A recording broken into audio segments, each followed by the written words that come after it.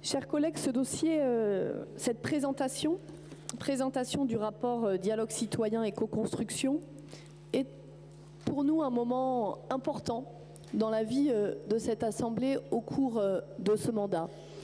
Vous le savez, nous avons fait le choix de faire du dialogue citoyen et de la co-construction une des pierres angulaires de ce mandat, un chantier phare, une grande ambition qui va vous être présentée aujourd'hui par Bassem Assay, mais un plan d'action dans la durée, un plan d'action qui s'échelonnera sur les 5 années à venir du mandat. Avant de laisser Bassem Assay rentrer dans le concret, dans la déclinaison de ce rapport, et je voudrais en profiter pour le remercier de son implication pour la co-construction de ce rapport, le temps pris pour aller consulter les uns et les autres, les membres de notre Assemblée évidemment, mais aussi les membres des conseils de quartier du précédent mandat à qui nous avons voulu présenter en avant-première ce rapport pour bénéficier de leur regard, de leur expertise et de leur évaluation partagée du dispositif tel qu'il fonctionnait jusqu'à aujourd'hui. Je voudrais simplement revenir sur trois raisons de fond qui me font être particulièrement volontariste sur ce sujet.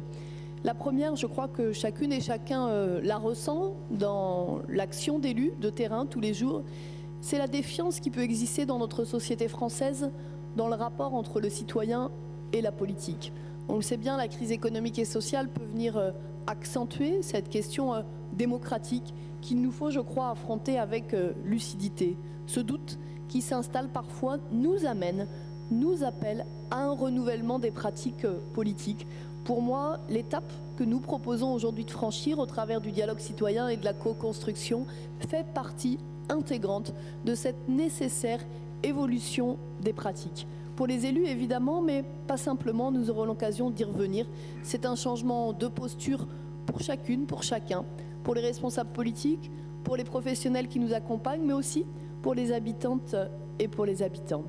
La deuxième raison de fond que je voudrais souligner, c'est la nécessité, je crois, dans une société où on pointe parfois la montée de l'individualisme, la montée du chacun pour soi, de démontrer qu'à Nantes, nous avons les moyens, nous avons les ressources pour continuer à produire du commun, pour continuer à faire sens, pour continuer à faire du collectif. C'est bien ce sujet qui est en jeu puisque, évidemment, prendre en compte la parole de chacune et de chacun, c'est à aucun moment donné céder à la démagogie.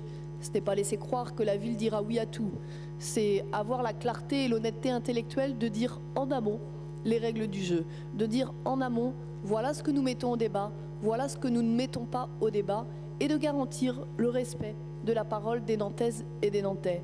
Étant entendu évidemment que l'intérêt général, ce n'est jamais la somme des intérêts individuels, mais que par contre nous avons la conviction profonde, la conviction intime qu'un projet est plus efficace, et plus innovant, plus imaginatif, plus ancré dans la réalité des habitantes et des habitants quand il est construit avec celles et ceux qui font la ville, avec celles et ceux qui vivent la ville. Puis enfin, la troisième raison de fond que je voudrais souligner, c'est l'enjeu de la sobriété. Vous le savez, le contexte financier incite les collectivités locales à faire preuve de la plus grande prudence, à se demander chaque jour si chaque euro que nous dépensons est un euro utile pour Nantes, pour les Nantaises et les Nantais. Mais au-delà, je crois, la sobriété, elle pose la question du modèle de développement que nous voulons construire, qui évidemment n'adhère pas aux logiques de décroissance et qui évidemment a bien conscience que le cycle de croissance exponentielle est derrière nous et que nous avons sans doute à Nantes un nouveau modèle de développement plus qualitatif à imaginer ensemble. Eh bien, c'est aussi pour faire de cette sobriété non pas une contrainte, mais une source de créativité que nous entamons dans ce mandat cette grande étape du dialogue citoyen, en s'appuyant évidemment sur l'expérience des précédents mandats, en s'appuyant évidemment sur le saut qualitatif qui a notamment été franchi entre 2008 et 2014, mais en assumant tout aussi évidemment que ce à quoi nous aspirons, c'est à une évolution du modèle en tant que tel, pour faire en sorte que tous les Nantais, toutes les Nantaises qui le souhaitent, puissent contribuer à ces logiques de participation. C'est pour cette raison que le rapport que Bassem Assay va vous présenter est riche, et dense, et divers. Nous n'avons pas vocation à considérer que demain, un Nantais aura recours à l'ensemble de ces dispositifs, qu'un Nantais pourra à la fois participer au conseil de quartier, au conseil de l'égalité homme-femme, au conseil nantais de la citoyenneté des étrangers, qu'il aura recours au budget participatif, qu'il aura recours au bureau des projets. Non, bien sûr. Par contre, nous devons prendre nos responsabilités, être suffisamment exigeants pour que tous les Nantais, quelle que soit leur génération, quel que soit leur quartier, quel que soit leur mode de vie, quelle que soit leur envie et leur mode de contribuer, par écrit, par oral, en numérique, en collectif, en petits groupes, puissent être suffisamment à l'aise pour le faire, parce qu'une des clés de la réussite de cet engagement, c'est la diversité des points de vue. C'est la représentation de cette diversité des points de vue qui doit nous donner la garantie d'un dispositif suffisamment solide, d'un dispositif suffisamment cohérent, d'un dispositif dans la durée, puisque vous l'aurez compris, sur ce sujet, il ne s'agit pas d'un effet d'annonce, il ne s'agit pas d'un effet de communication, il s'agit bien de créer de la confiance avec les Nantaises et les Nantais pour que pendant la durée de ce mandat, chacune et chacun sache que s'il le souhaite, oui, contribuer au projet nantais, oui, contribuer à la fabrique de la ville, c'est possible. Je vais donc laisser Bassem Assay nous présenter ce rapport et ensuite nous aurons naturellement un échange. Merci Madame le maire, chers collègues. Ce rapport est donc le fruit d'un travail collectif, associant les habitants, associant les services de la municipalité et associant les élus. Vous verrez au fur et à mesure qu'on avance que ces trois parties prenantes sont extrêmement importantes dans la suite de ce plan d'action. Il s'agit donc pour nous d'une nouvelle gouvernance, une façon nouvelle de gouverner la ville, d'imaginer la ville collectivement, ensemble, habitants et élus. Et donc pour accomplir cette ambition, nous allons déployer à partir d'aujourd'hui un dialogue citoyen construit sur quelques principes que je vais évoquer avec vous. Et puis ensuite on rentrera dans la traduction concrète au travers des trois piliers de ce nouveau dialogue citoyen.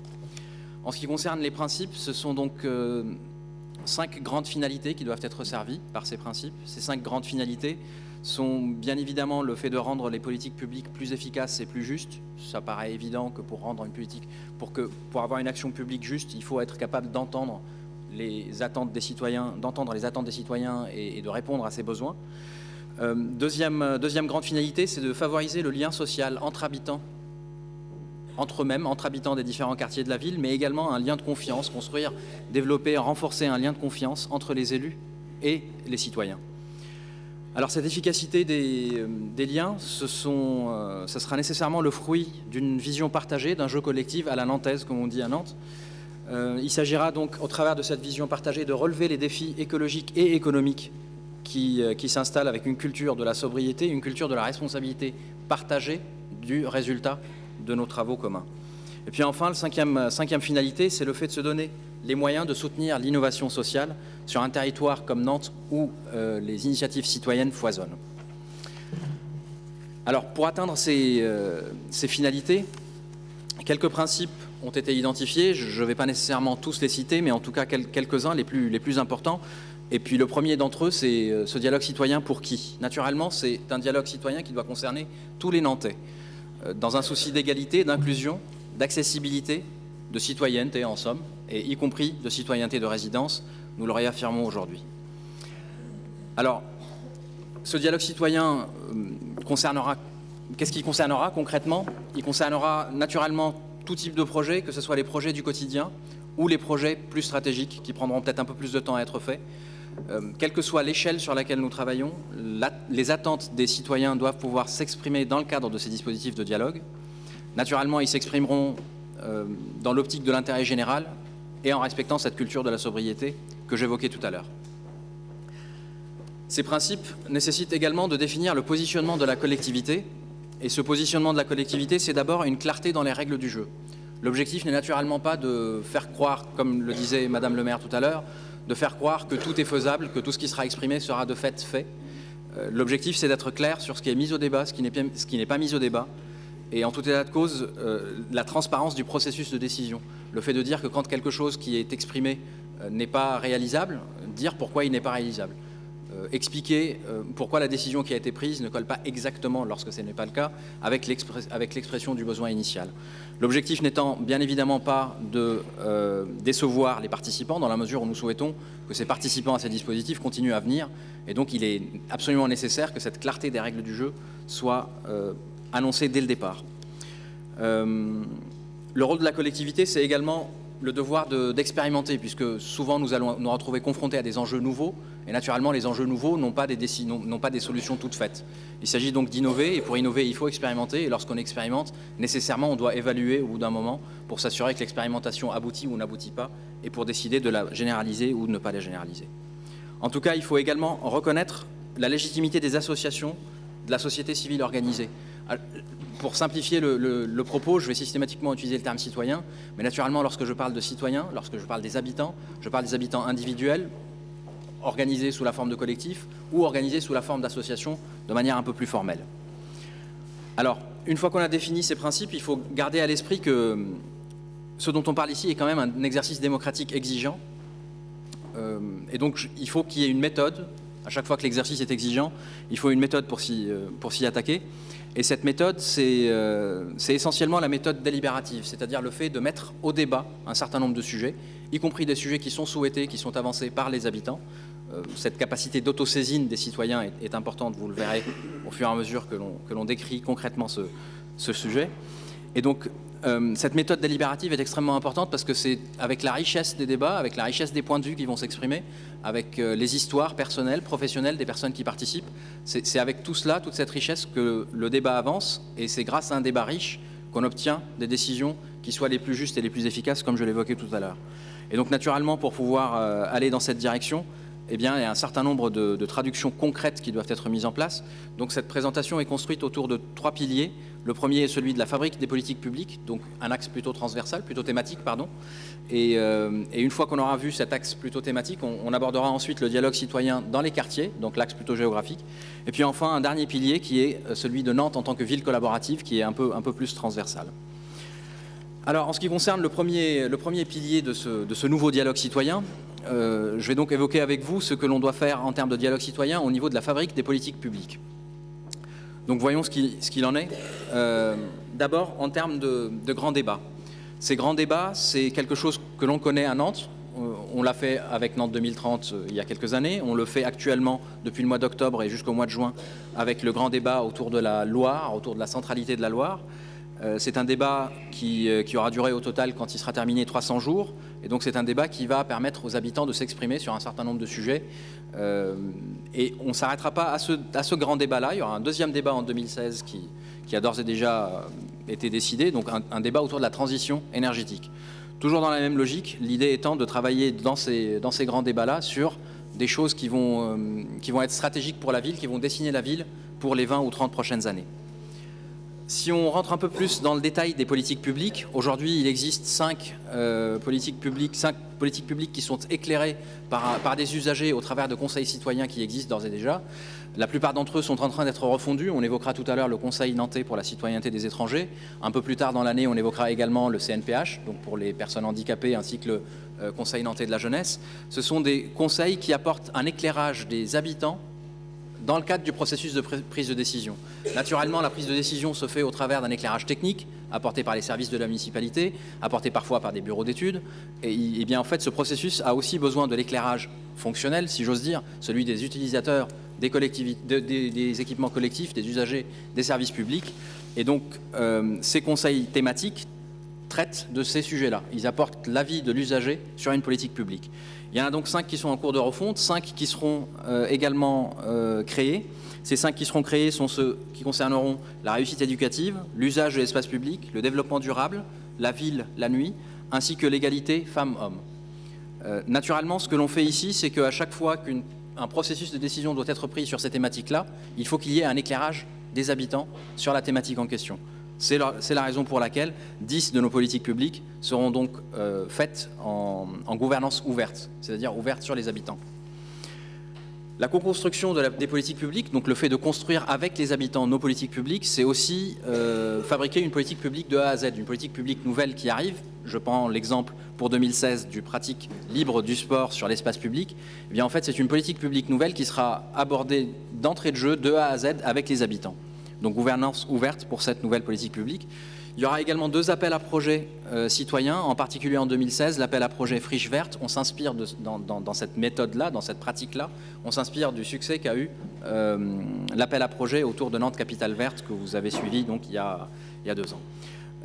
La co-construction de la politique publique se fait également ne peut pas se faire sans évaluation participative. C'est-à-dire que l'évaluation telle que nous la concevons, et Nantes est reconnue au niveau national pour ça, l'évaluation telle que nous la concevons, c'est pas juste une série de tableaux de bord, c'est pas juste du contrôle de gestion, c'est pas des fichiers Excel, c'est surtout une évaluation participative, c'est-à-dire prenant en compte l'avis des habitants, l'avis de ceux qui font usage des équipements collectifs et des services publics.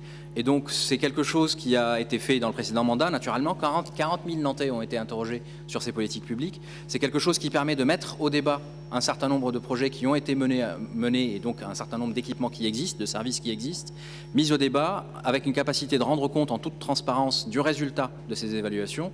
La dernière fois que ça a été fait, c'était en juin et septembre, dans le cadre de l'évaluation de la réforme des rythmes scolaires. Et donc toutes les politiques publiques sont soumises à cet effort d'évaluation participative, donc évaluation avec les habitants.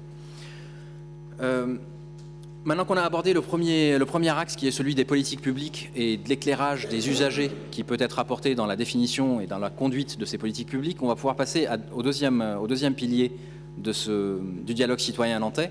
Cette fois-ci, c'est l'axe géographique qui est pris en compte, donc le dialogue citoyen au niveau des quartiers, dans les 11 quartiers de la ville de Nantes. Le dialogue citoyen dans les 11 quartiers de la ville de Nantes est donc quelque chose qui doit lui aussi servir l'objectif double que j'évoquais tout à l'heure, celui de l'action publique plus juste et plus efficace, mais également la cohésion sociale et le renforcement des liens de confiance entre élus et citoyens. Et pour servir ce double objectif, au niveau des ateliers, au niveau des quartiers, nous aurons l'ambition de respecter 3 principes que je vais traduire concrètement, donc le principe d'ouverture, de proximité et d'implication. Ça peut vous paraître un peu théorique, mais vous verrez que grâce à cet aspect peut-être de principe, on verra que la déclinaison concrète se traduit et s'emboîte assez parfaitement. Au niveau des conseils de quartier, qui sont donc un peu le vaisseau amiral de ce dialogue au niveau des quartiers, le conseil de quartier persiste. Vous savez qu'il existait précédemment, depuis plusieurs années, depuis même presque une vingtaine d'années maintenant. Le conseil de quartier, c'était jusqu'ici une liste fermée de personnes qui sont membres de ce conseil de quartier. Désormais, ça sera quelque chose de beaucoup plus ouvert. Donc j'évoquais tout à l'heure le principe d'ouverture. Le conseil de quartier sera une sorte d'assemblée générale des habitants du quartier, vienne qui veut, vienne qui a envie, vienne qui est motivé par la participation à la construction de son propre quartier, à l'évolution de son propre quartier. Et donc les conseils de quartier, ce sera 2 temps forts dans l'année, 2 temps forts ouverts à tous, où l'on aura 3 séquences. Une première séquence qui sera le débat d'actualité autour des sujets qui concernent le quartier, donc des sujets de proximité la plupart du temps. Une deuxième séquence qui est plutôt celle de là où on rend compte, que ce soit les habitants qui rendent compte de leurs réflexions collectives ou les collectivités qui rendent compte de l'avancement d'un certain nombre de projets ou l'annonce d'un certain nombre de projets. Et puis c'est aussi, troisième séquence, c'est aussi le lieu où les habitants pourront s'impliquer. Concrètement, ce qu'il faut retenir, c'est que le conseil de quartier, c'est quelque chose qui va aborder 2 fois par an, qui va faire émerger 2 fois par an un certain nombre de sujets et de préoccupations des habitants. Et sur la base de ces sujets, donc l'autosaisine, la capacité d'autosaisir le conseil de quartier des habitants s'exprime parfaitement là. Sur la base de ces sujets qui auront été exprimés, eh bien, des groupes de travail se déclineront, des ateliers en fait, des ateliers où l'on travaillera ensemble pour résoudre les problèmes évoqués lors de ces grands rendez-vous citoyens. Ces ateliers citoyens sont complétés, donc ces ateliers sur des sujets bien spécifiques, des sujets de proximité, sont complétés dans certains quartiers, en fonction des projets importants de certains quartiers, par des conseils citoyens. En l'occurrence, la loi de février 2014 sur la politique de la ville engage les collectivités à créer des conseils citoyens dans la logique de la politique de la ville, donc de rénovation urbaine. Nous expérimenterons à Nantes les conseils citoyens à Nantes-Nord et à Malakoff. Nous poursuivons également les ateliers permanents qui existent d'ores et déjà pour Bellevue d'une part et pour Botière-Pinsec d'autre part, toujours dans une logique de rénovation urbaine. Et puis nous aurons également les projets urbains qui ont en réalité déjà démarré pour certains d'entre eux autour de la caserne Mélinette et du Bas-Chantenay. Et puis nous aurons également, dans une logique toujours de projets urbains, tout un effort autour des paysages sensibles et donc une réflexion avec les habitants autour des paysages sensibles. Ce conseil de quartier, ces ateliers qui en découlent, ces conseils citoyens, ces ateliers permanents, ce sont des réunions physiques dans la vraie vie où les gens se rencontrent, débattent, échangent, imaginent des solutions, déploient leur créativité. Mais entre 2 réunions, il est nécessaire qu'il y ait une continuité du travail et donc la capacité, au travers du numérique, de pouvoir prendre connaissance de l'avancement des travaux, prendre connaissance d'un certain nombre d'infos, mais également de contribuer au débat. Naturellement, on est tous conscients que dans ce pays existe une fracture numérique qui se résorbe petit à petit.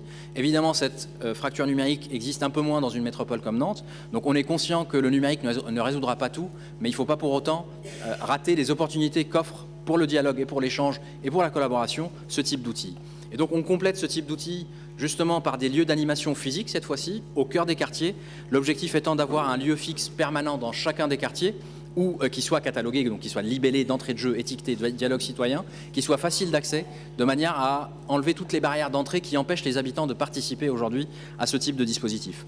Ce lieu fixe est complété par un lieu mobile qui permettra de tenir des réunions sur place, en situation, là où il est nécessaire de réfléchir et de déployer une certaine créativité, eh bien on fait les réunions sur place pour simplifier la vie des participants et donc pour les rendre un peu plus à l'aise et conscients des opportunités et des contraintes qui peuvent s'offrir sur certains chantiers, par exemple.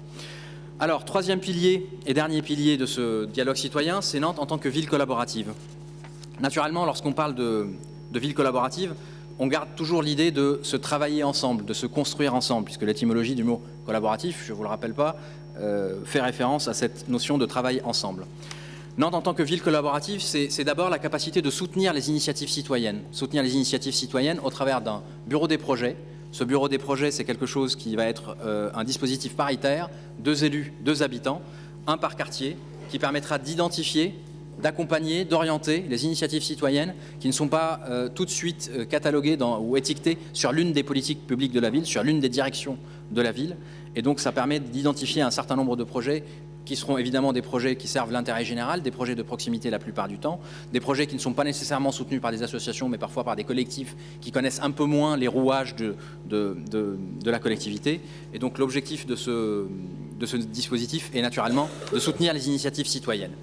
Les budgets participatifs, ensuite, donc les budgets participatifs se déclinent sur 2 plans. D'abord, les budgets participatifs qui sont donc qui servent à financer les aménagements de proximité. Et là, il y a un montant annuel qui est annoncé, qui est 1 million d'euros garanti sur l'ensemble du mandat, donc sur les 6 années du mandat, et qui permet de financer avec les conseils de quartier des aménagements de proximité que les conseils de quartier auront mis en avant ou auront priorisé. Deuxième aspect de ces budgets participatifs, ce sont les équipements et les espaces publics, les équipements collectifs et les espaces publics pour lesquels, dans le cadre de leur conception, auront été impliqués les habitants de A à Z, de l'écriture du cahier des charges en quelque sorte, jusqu'à l'évaluation. Et donc naturellement, ces équipements, le fruit de ce travail collectif, eh bien naturellement, ce sont aussi des budgets participatifs, des budgets citoyens. Je ne voudrais pas terminer cette présentation sans évoquer le numérique, encore une fois. Le numérique, d'abord parce que le numérique permet de rendre la ville facile, en particulier au travers notamment d'une application multiservice qui sera disponible sur les smartphones et qui permettra d'avoir accès à un certain nombre d'informations qui facilitent la vie et qui facilitent l'accès aux équipements et aux services qui existent dans la ville de Nantes. Ce sera complété également par un certain effort autour de l'open data, ce que nous avions déjà fait dans le mandat précédent et que nous poussons un peu plus loin lors de ce mandat-ci. L'open data étant concernant à la fois les données structurées, donc des chiffres, mais aussi des contenus, c'est-à-dire des présentations, des rapports, des images, des vidéos, qui permettent aux habitants de prendre connaissance des faits concrets et donc de pouvoir participer au dialogue citoyen en connaissance de cause, en partant du même langage, en partant des mêmes chiffres, des mêmes analyses, etc., pour pouvoir ensuite construire ensemble la ville de demain. Voilà globalement ce que je souhaitais vous dire au sujet de ce dialogue citoyen. Juste pour conclure, je rappellerai que ce chantier qui s'ouvre, puisqu'aujourd'hui, 30 janvier, c'est le début de quelque chose, ce n'est pas la fin de quelque chose, c'est le début d'un nouveau dialogue citoyen qui va nécessiter une conduite du changement radical. Ceux qui ont l'habitude de mener des projets savent que le succès d'un projet, c'est essentiellement le succès que l'on parvient à faire dans la conduite du changement. Cette conduite du changement concernera à la fois les habitants, naturellement, les services de la collectivité, mais également les élus, chacun d'entre nous, que l'on soit de l'opposition ou de la majorité. Et ce que j'aimerais garder à l'esprit, et si je devais terminer, je me permets de terminer par une citation de Hannah Arendt, qui est le fait que dans la République, il s'agit de mettre en commun des paroles et des actes. Et donc l'objectif de ce dialogue citoyen, c'est de mettre en commun des paroles et des actes en commun. Merci pour votre attention.